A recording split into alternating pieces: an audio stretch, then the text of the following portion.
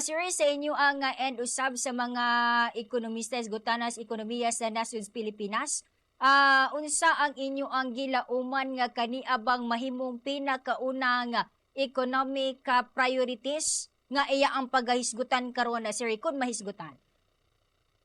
Yeah, we expect na sana mahisgutan ni President Marcos kung unsaon ang pagsulbad sa atong mga economic problems, no. Natay mga daghan na economic problems. Ang una nato is a very high inflation rate, no, na 6.4% as of the month of June.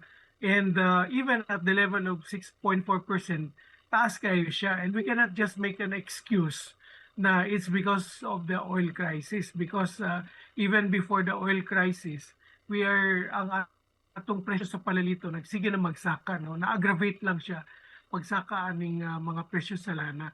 That's one, no. Ang another is unsaon ka nato masulbad kining atong baluning na national debt na naabot na sa 18.55 trillion pesos.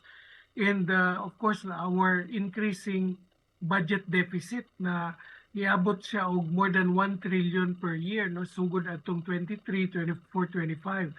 And then for this year 2026 mangutang na pud ta og 1.2 trillion to cover the 2027 general appropriations. Okay, ang atong income dili good enough to cover our expenditure. So ga overspending ta, ga over Mm.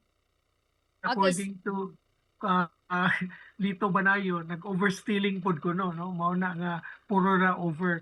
But those economic na mga factors, I don't know kung malitok niya ba na siya o otherwise katulang sigurong mga kanang Paxilica, for example, the World Bank report, and siguro katong mga nakulong na mga senators and former senators mao siguro ang highlight sa iyang sona karong adlaw.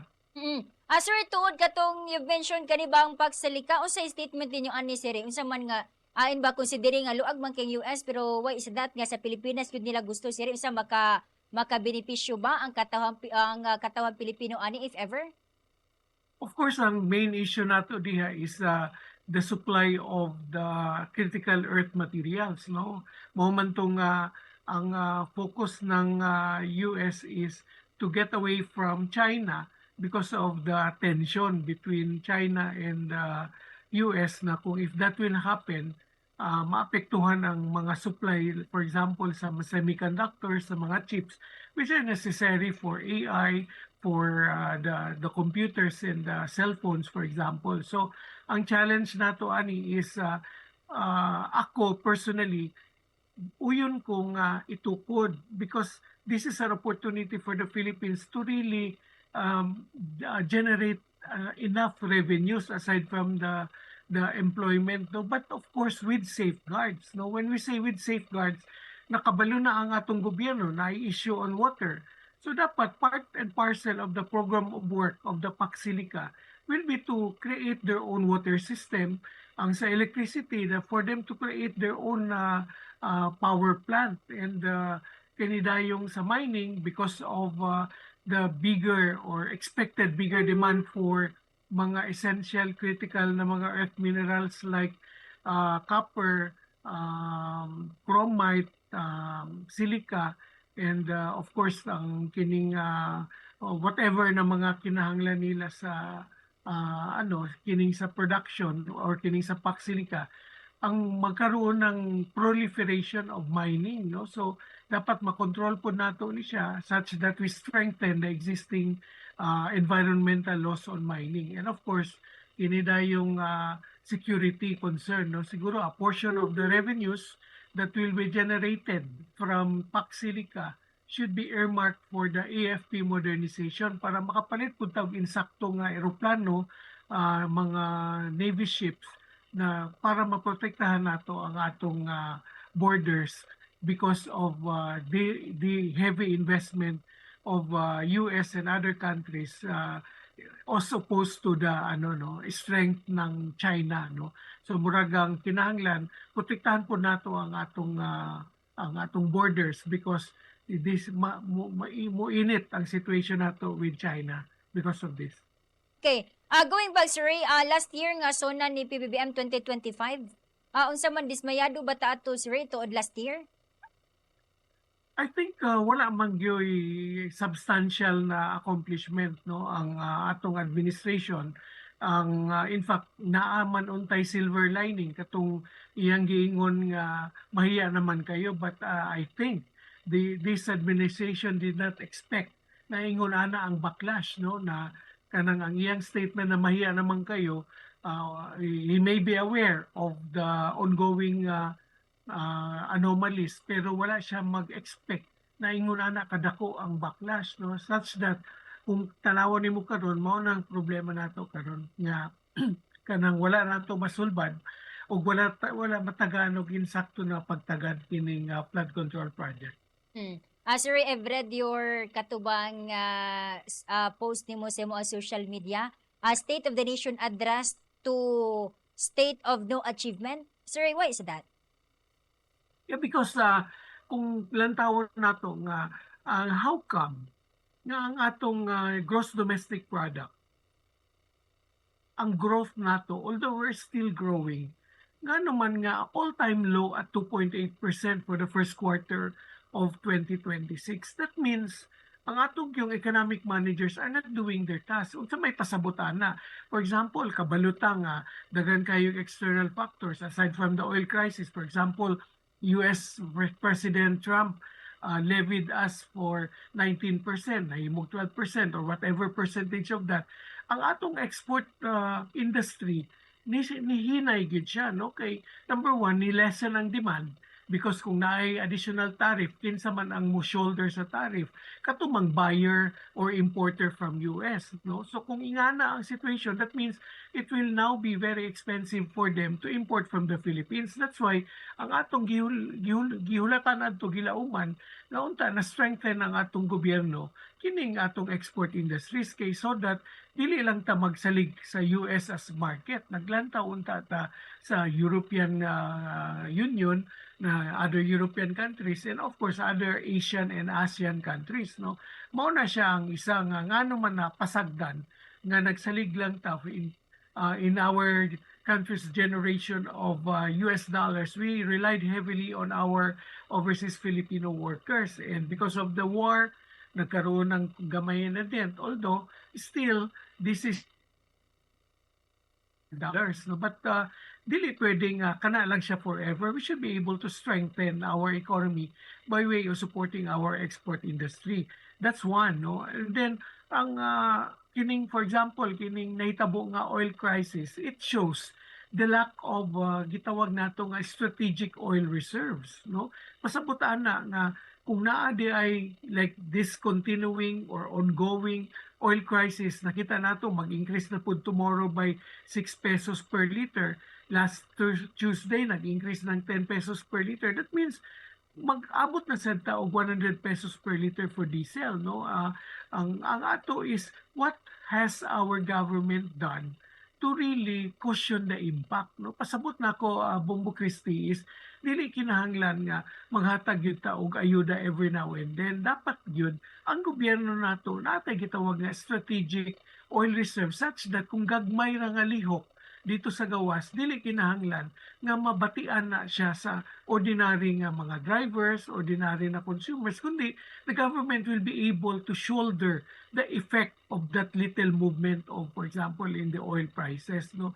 Mao na siya ang atong gilauman na makita nato nga kung wala man na nahimo, was there a pronouncement or do we expect a pronouncement during the SONA this afternoon na henceforth we will be able to address na ala oil price stabilization fund nga naagitay cushion unsa may atong basis ani naatay basis like the Malaysia, Indonesia, Thailand and Vietnam ilamang nabuhat. How come we can do it, di ba?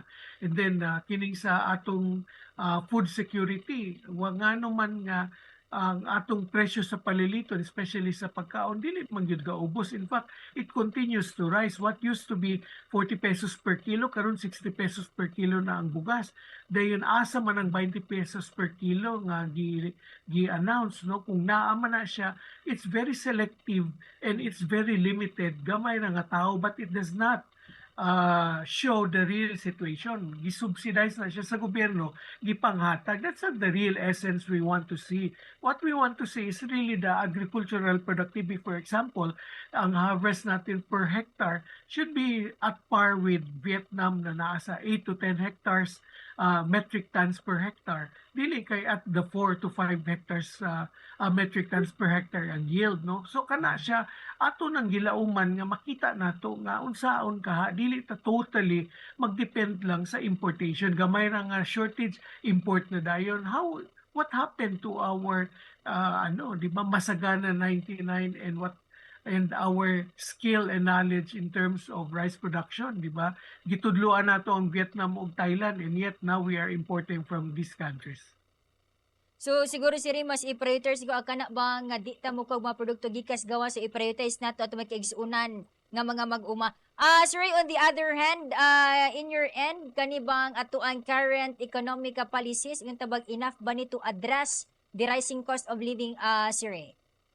Wala tayong nakita nga bag-o, no, in response to the crisis, no. Ang ato kasi unta dili ta reactive, no, we should be proactive. It has been there, the food prices, ang presyo sa bugas naa naman na kaniadto pa, not even before the time of President Marcos. But remember, when he assumed the presidency, for more than a year, he was the concurrent Secretary of Department of Agriculture. So that was really a good signal na we thought that there will be changes. But kung sa may naitabo, months after his assumption, nagkaroon tayo ng kanang anomalya sa kanang sibuyas, ahos, di ba? Nagkaroon tayo ng problema while he was sitting as the DA Secretary. Unsay pasabot ana na wala gihapon niya nasulbad ang problema. And yet, when he stepped down and we had the new Secretary of DA, wala man gihapon nakita nato nga pulisiya nga dapat year on year ang atong agricultural productivity in terms, for example, of yield nato should be increasing, no? Dili kay should be kanang decreasing. Ang kakahitabo, for every time there is a shortage in rice brought about by, for example, the typhoon, the first and foremost solution nila is to import.